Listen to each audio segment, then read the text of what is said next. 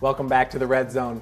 Before he was a coach or an athletic director for the Cardinals, Jim Miller enjoyed a successful collegiate career with North Central College, being named a captain with both the wrestling and football teams. Jim, thanks for joining us. Jim, you look at both those programs now, wrestling and football, along with maybe the cross-country and track programs, probably the four most successful on North Central College's campus right now. You find any correlation right there? Not per se. I mean, it's been great to experience both the highs and the lows, and to have two teams like football and wrestling that are now ranked in the top 10 and have been consistently the last couple of years.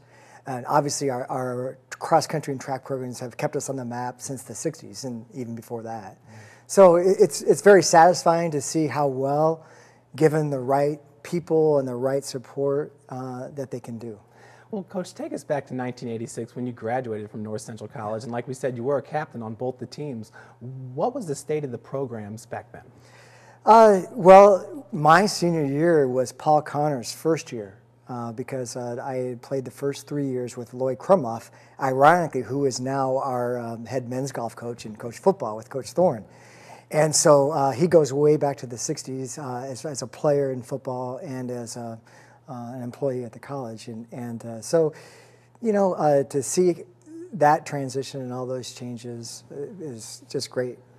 Now, Jim, you said, well, after you graduated, you left and went to New York City and was a sales representative for Union Carbide. Right. 1 year there, that was enough for you, and you came back to North Central College, got a job, and started coaching. Right. What was it in that 1 year off that made you want to come back and get back with the athletes? Well, I was hired as an admission counselor. I worked for Union Carbide in a sales representative position in New York City, but I didn't know anybody east of Danville, Illinois, so my mother was kind of concerned.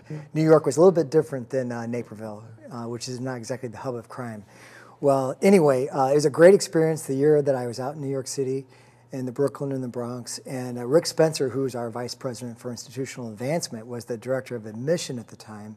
He had hired me back to be an admission counselor, and I started at the bottom of the totem pole there and volunteered as a football coach and wrestling, and I was an assistant coach for both those sports in '87 and then '88. And then '89 I was offered the head coaching job for wrestling because we were contemplating dropping the program.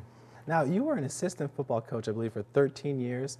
2 of those years were with Coach Thorne? Yes. Talk about the previous, your previous coaching experience when Coach Thorne wasn't there, then those 2 years with Coach Thorne. Right, well, if I go back, Paul Connor, like I said, in '85 was my last year playing, and that was his first year as the head coach.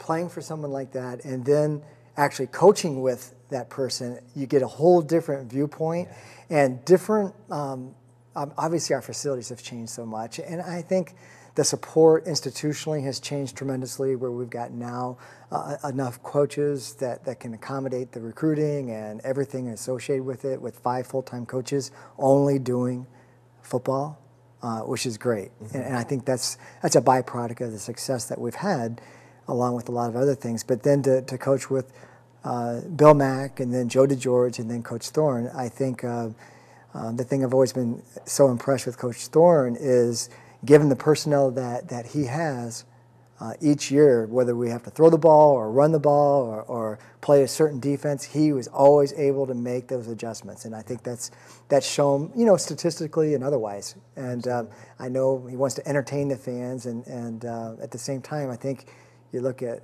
how well we've done in scoring and defense and energy, I think we have done that. Now, you've been the athletic director. You're entering your 5th year. Correct. Coach, you said you don't even know if you'd be at North Central College if it wasn't for athletic director Jim Miller, but yet he wasn't an athletic director when you got hired on. What do you mean by that? Well, he was part of the committee that got to interview and talk to the coaches that had applied for the position and so forth, and he put in some good words for me. Whether I deserved it or not, he did, and I've always appreciated that, and it's a great place to work. I love North Central, love working for Jim and the whole college. Well, ever since then, it seems like the football records have just been falling like leaves in the fall. Jim, what did you see at that point when you guys were interviewing for a football coach that you were like, yeah, I think we need to go with Coach Thorne? Well, there was a lot of people in that process. I actually, ironically, I was associate athletic director and also the department chair for physical education. And and the thing that Coach brought was exactly what I just alluded to, was the ability to make adjustments. He has a philosophy of how he'd like to see the teams, and what he did at Wheaton Warrenville South, I think, speaks for itself. Absolutely. But it doesn't necessarily mean it translates into success at the collegiate level. The biggest and probably the most difficult task at the collegiate level is recruiting and retention. You can get them in the front door, but you got to keep them. And I think the first couple of years that we coached together, and it was Coach and I and one other assistant coach, and we were scrambling, making calls late at night and picking up recruits and doing a little bit of everything. But that's the charm of Division III. You really have to do a little bit of everything. And now as an athletic director, of course, during the season, I'm sure you have a lot of contact with Coach. What's it like outside of the season? Are you too busy with the winter sports and the spring sports to really pay attention to the football program? Or are you still really involved? Well, I'm as involved as Coach allows me to be and wants to be. I'm as much of a spectator and a fan as anything now. Obviously, in the season, you've got a little bit more interaction, but we sit and drink coffee in the morning and kind of just talk in general and talk about philosophy and things that are going on in life in Milford or Rantoul or wherever we came from and different things like that, and have fun with it. At the same time, I feel fortunate, I think we all do, to have the experience of 4 playoffs in a row, and our conference is so competitive and so strong. Tomorrow isn't promised. Even looking at this year's roster coming in, a couple of changes happen. You lose a Matt Wanger and a Derek Sulo and other people. Fortunately, we have the depth to step in, not to replace them. But so in season, out of season, it's all the same. Our relationship pretty much stays the same from that respect. Coach, you've been with the Cardinals for, I don't want to say a short time, but for the in the past 8 years. But you played at Illinois Wesleyan, so you knew about North Central College because you competed against them when you were a football player yourself. Mm-hmm. Come full circle now and being with the program for the last 8 years, in your mind, is Coach Miller, Jim, do you feel like he kind of epitomizes what North Central College is? Oh gosh, yes. Whenever we're having a bad day, it seems like he knows that we need to get picked up. So all of a sudden, he shows up in the office and starts telling these stories about Rantoul or about North Central, and he gets everybody laughing so hard we're actually crying, and then it's a great day. Now we can get back to work and we get all kinds of things done. So when I went to Wesleyan, I knew that I really enjoyed the conference. Division III is a tremendous type of college education. It's a great academic situation for people. So when the opportunity presented itself, I just, wanted to work hard to get it. Yeah. And thank goodness Jim was around to help make that happen. Jim, if Coach were having a bad day, do you have a story off the top of the head that maybe you could share with him to brighten him up a little bit? No, I think it's just a matter of keeping perspective and just what really makes an experience in a college atmosphere anywhere, it's not really buildings, it's people. Yeah. And the funny stories, whether it's he's got a good friend named Dave Brumfield, and we call him Brummy, and he's a short, redheaded guy, and I'm a short, bald guy, but we go at each other. He's an assistant. He helps out with the kicking, and he's one of those people that you meet and you see, and he just makes you laugh.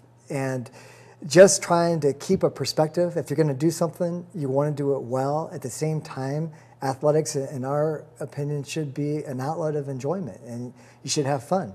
It doesn't mean you're not competitive. When it's time to step on the field of play, you get after it. But outside of that, it doesn't mean you need to be a jerk. It means you can be respectful and have fun at the same time. Absolutely. And I think, by and large, that's it. I think the stories stem from people. Otherwise, it's brick and mortar and things like that. Absolutely. Coach, did you have a favorite story? Well, we are going to present an award.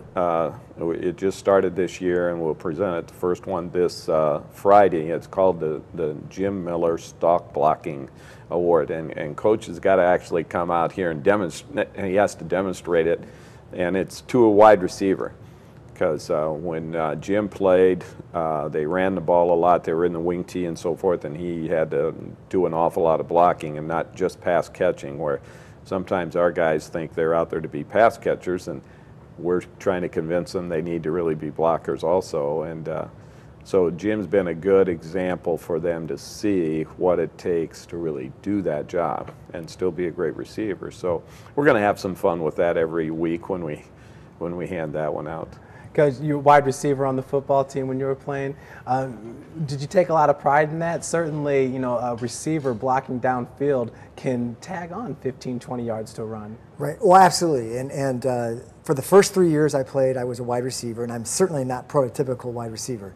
Not many 5'6" ones. I knew one thing I could do well. I mean, I was always pad under pad, which is important by stature, and having been a wrestler, and I was a quarterback in high school, so I knew about what the offense wanted to do, and I knew how to hand fight. And I liked contact, whether it's hit or be hit, either way. So I think that's what Coach is talking about, that it's really a mindset more than anything. If you're a wide receiver, everyone wants to catch passes. Everyone wants to run a vertical route and catch the bomb. But how about a backside blocking assignment that's a cutoff block that you may get to, you may not to. It's just a matter of attitude and effort. Jim, just real quick, in your opinion, if you are a really good blocker as a wide receiver, can that kind of work in your favor as far as getting you open on routes too, because the defender is really maybe not that sure? Well, sure. I mean, how you come off the line of scrimmage as if it were a pass or a run, a lot of people, if they know the play's been called for them, a route, they're going to come off the ball hard and fast. But if you are there to stock block, so Dominic can run or whomever can run, that takes a different mindset. Yeah. And that's what we're trying to instill with the wide receivers is your job is to block play side, your job is to block backside, your job is to carry out the route, even though you may be the third choice, at least the initial one. Absolutely. Well, Jim, thanks so much for joining us. And stay tuned for more with Coach John Thorne. We'll be right back.